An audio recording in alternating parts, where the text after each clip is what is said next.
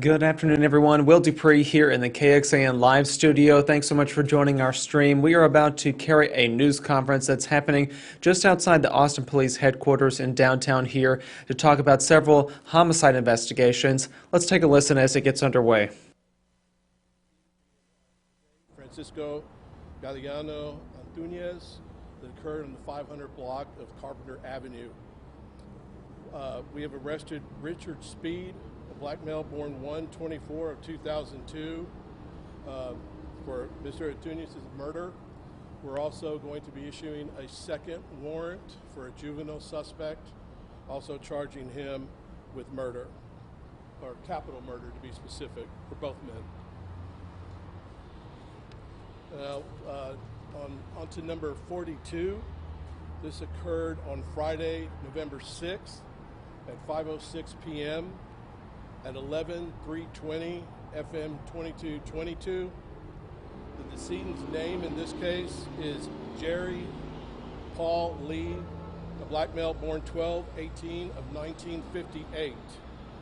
So on Friday, November 6th at approximately 5:06 p.m., Austin 911 received a call of multiple shots fired at a used car dealership at that address. Officers arrived on scene and located two men with gunshot wounds. Austin Travis County EMS also arrived and began treating both men for the injuries. The manager, or correction, the employee, store employee, Jerry Paul Lee,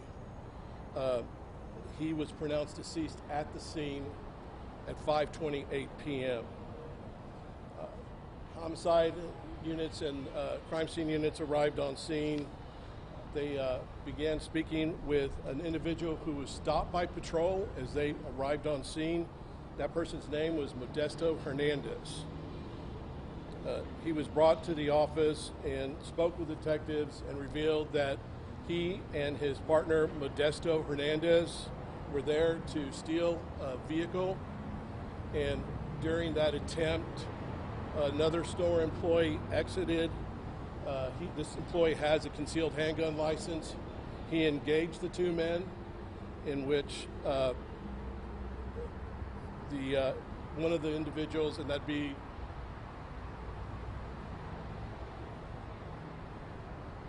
Alberto Torres, he was the one that was shot, and he is currently in critical condition at Del Seaton. Both men have been arrested and charged with capital murder, and their bonds have been set at $1 million each.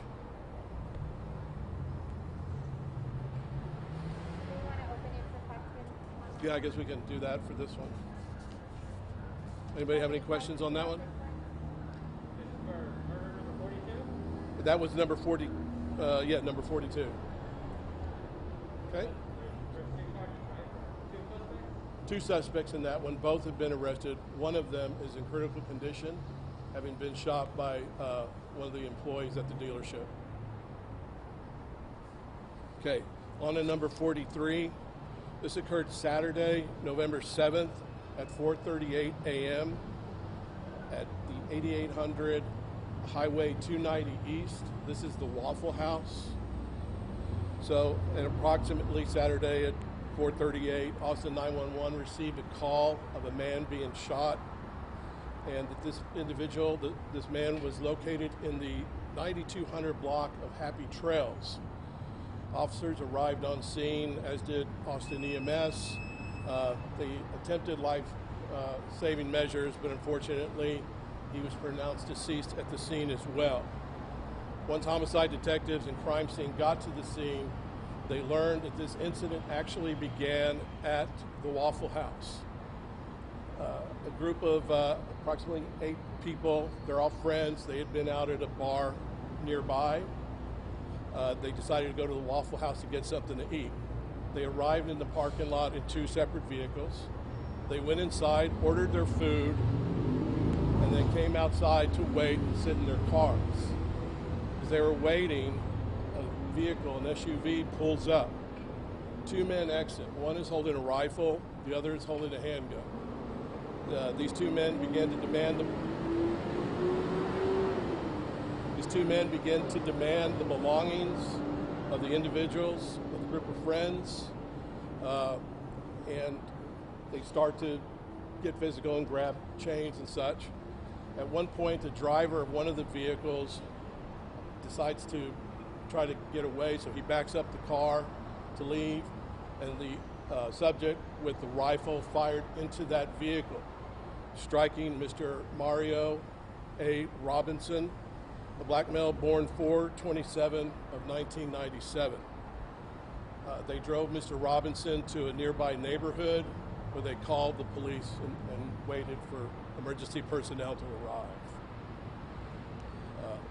On this one, we're developing leads. We're asking the public to, of course, call us if they have any information on this. There is a $1,000 reward being offered for any information that leads to the arrest. Does anyone have any questions on that one?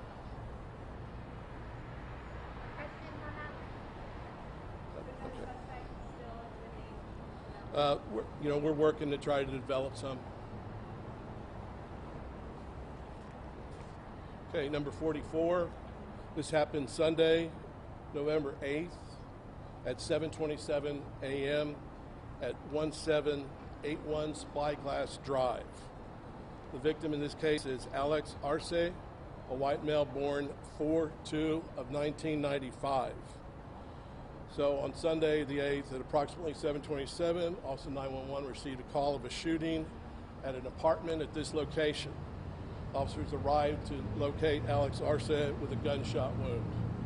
EMS arrived on scene attempting life-saving measures, but unfortunately he succumbed and was pronounced at 7:45 a.m.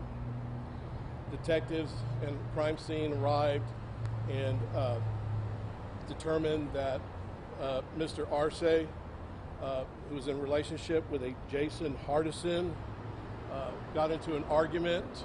During that argument, Mr. Arce was going to pack up and leave.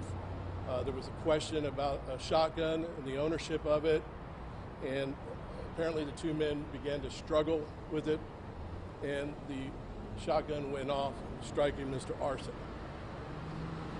And currently at this time, Mr. Hardison has been arrested for manslaughter with a $20,000 bond.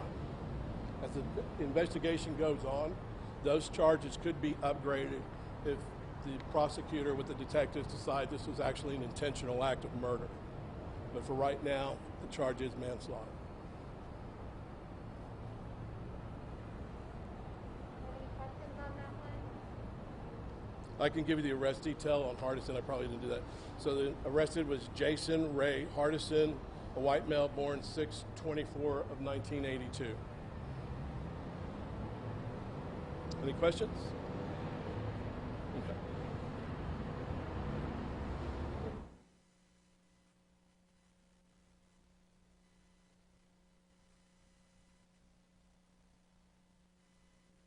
WALT as in Tom. I'm a lieutenant with the Austin Police Department's Homicide and Aggravated Assault Units, and I'm here today to address a common theme of questioning that's come up this year in 2020 regarding the high number of homicides that we've had.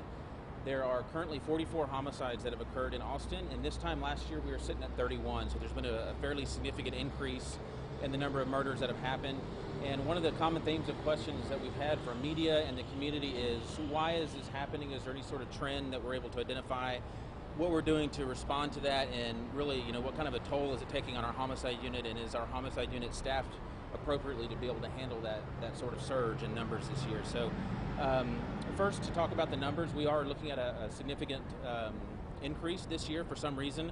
We see all the same types of murders that we've seen in years past. We have a lot of robberies that have ended up in somebody dying, which makes it a capital murder, and we have a fair amount of domestic violences that occur as well. But what we're not seeing is any new type of crime that is leading to homicides in 2020. We're just seeing more of all of the same reasons before. So, it might be a long endeavor to analyze all of the underlying reasons why this is happening. We don't have any sort of trends that are earth-shattering right now, other than we're just seeing a lot more of the numbers than we have in years past. In terms of the homicide unit and how we respond to that, we have 12 detectives in our homicide unit and 2 supervisors.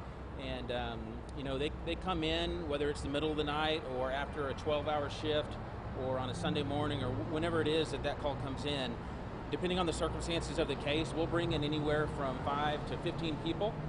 That consists of the homicide unit, our crime scene specialists, our victim services personnel, intelligence unit, organized crime unit, any extra patrol resources, whatever it is we think we need in order to gather all that evidence that's fresh and might be getting lost during the first few hours of a murder. We surge with resources to make sure that we have enough people there to take care of that. And when you have a weekend where you have 3 murders, it can be very taxing, but I can tell you the men and women of the homicide unit are doing a great job. They're keeping their heads up and they're marching forward, and right now they're batting a 95% or better success rate. They're not letting the integrity of the cases suffer one bit simply because they have more work on their hands. So I would say hats off to them. It's been a long and tough year for them, but I've heard 0 complaints in terms of their morale. They continue to come to work every day and on the weekends and on holidays, and they continue to solve crime. So we're very proud of them for that. Another question that we've been getting recently is the number of shots fired calls that we've been getting in the city of Austin, what that means, how we investigate and respond to those on a patrol level. So I want to take just a few minutes to talk about that. We did have several dozen shots fired calls over the weekend. That's not really unusual for a city the size of Austin, Texas. If there's a call where a gun is seen or somebody that is reporting it to 911 knows a gun was involved, it's actually going to be titled a little bit differently: gun hotshot or gun other or disturbance or something like that. Shots fired are the types of calls that come in when somebody reports to 911 hearing what they think is a gunshot, but not knowing for sure or not knowing exactly where it came from. So a lot of times we'll hear fireworks and we'll get a lot of shots fired calls. We might get 10 different people call in on the same incident when it was just fireworks. Cars backfiring can also lead to shots being fired. A lot of people who live on the fringes of the city limits and are hearing shots being fired in the county where it may or may not be legal to do so will also call in, and we'll actually respond to those and not really know where those shots are coming from. More often than not, when we get the shots fired calls, we don't have a specific location. We might have a block range or an apartment complex where we can go look, but we don't have a very finite location to go look for that. We're just looking in general to see if we see a disturbance or if we see a victim, if there's property that's been shot, or if there's gun bullet casings that are laying in the street or something like that. Most of the time when we respond, if there is no victim that's also calling 911 or a witness that can show us exactly where it happened or where a victim might be, it's very, very hard to pinpoint where that noise might have came from and whether or not it was actually even a gun going off. If we do find bullet casings or somebody's property that was damaged, or we find somebody that's victimized, we're going to just treat that like any other, aggravated assault or murder, where we apply, first aid, get the ambulance there, and then canvass the area for crime scene and for videos and that sort of thing.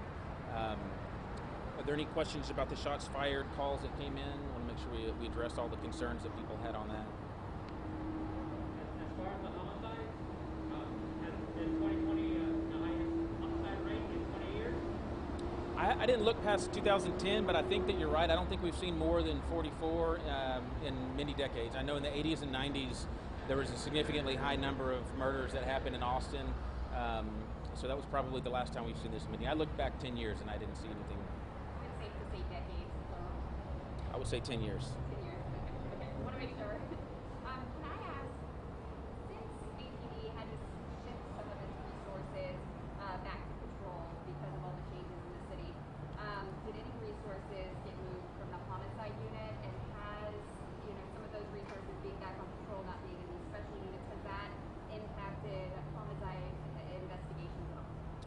So homicide did not lose any resources, and aggravated assault and robbery did not lose any resources. So as far as violent crimes detectives, I think we're going to be in the same shape that we were in, if not better. I will say that as far as the 2020 numbers, we saw a rise in violent crime in the very early months of 2020 before the reimagine and the defunding conversations came up.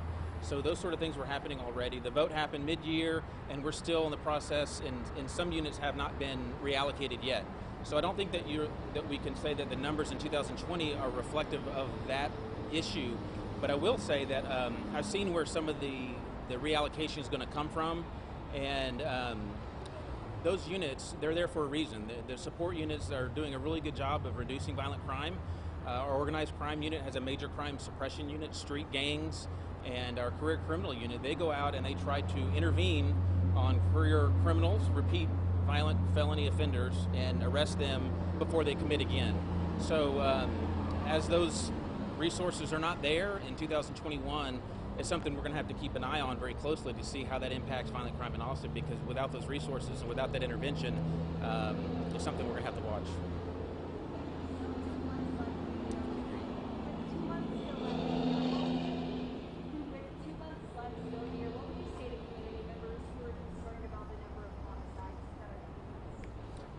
The question, if anybody couldn't hear, was what do we tell the community if they're concerned about the high rate of murders in Austin?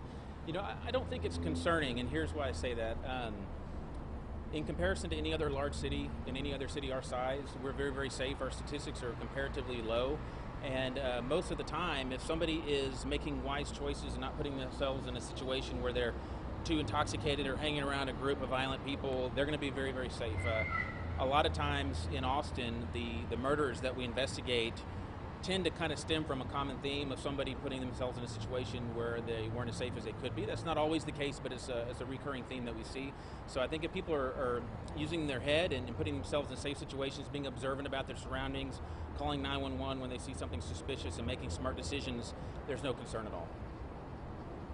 The governor asserted today that, saying the homicide rate has increased this year means that, we should not be becoming a police, and that the state may bring in resources to help with policing in Austin. What is your response to that? I think when I was a detective myself in homicide for 5 years, there was years where there was high numbers of homicides, and there was years where there were low number of homicides. I always hesitate to draw a larger conclusion based on just a finite amount of data. This could be just a statistical anomaly in 2020. In 2021, we could see that number drop significantly. We may see it continue to increase. Without the support units that we talked about earlier, we may see that increase. And if we do, I think that the Austin Police Department would welcome any outside agency that could help us keep the community safe. If it reduces violent crime, if it makes Austin a safer place, then it's a good idea. Take one more question. The homicides that we talked about today, did they go out as hot shot calls? Did all four of them go out? Do homicides go out as hotshot calls? Is that the question? The four that we discussed today, did they all go out as hot shot calls? I don't know. I know the robbery that took place at the car dealership was absolutely a hotshot call because it was an active disturbance. The one on Spyglass went out as a hotshot because it was active. The one at Waffle House was a hotshot call because it was an active disturbance. And I can't remember about the fourth one. But if the facts as they are reported of the initial 911 phone call are that there was somebody who was shot and needs medical attention, it would absolutely be a hotshot.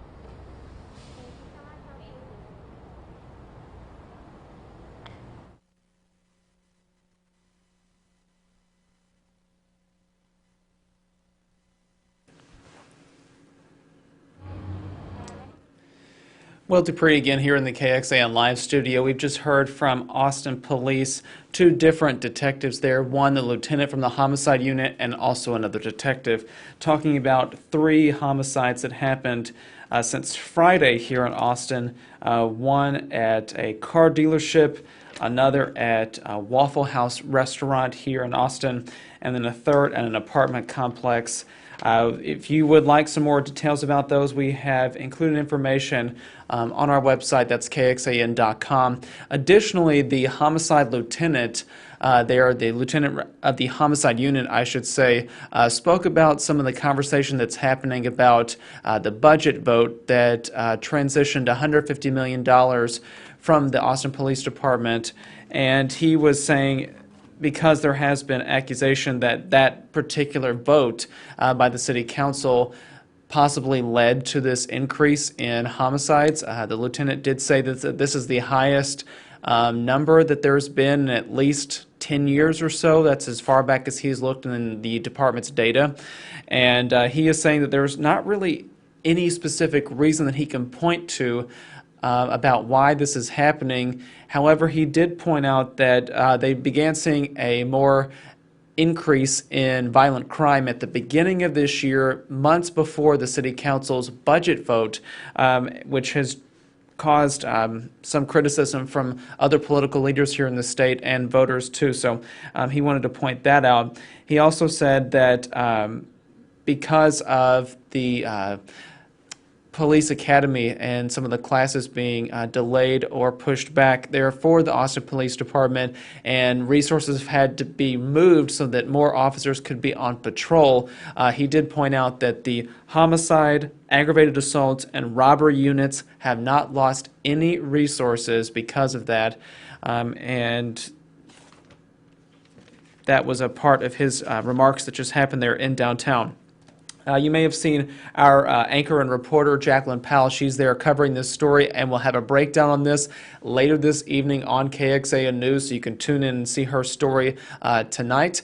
And we will say that there are more resources on our website. That's KXAN.com. Once again, I'm Will Dupree. Thanks for joining us here in the KXAN Live studio. We'll see you back here another time. Please, everyone, stay safe, stay healthy, and we will talk to you another time.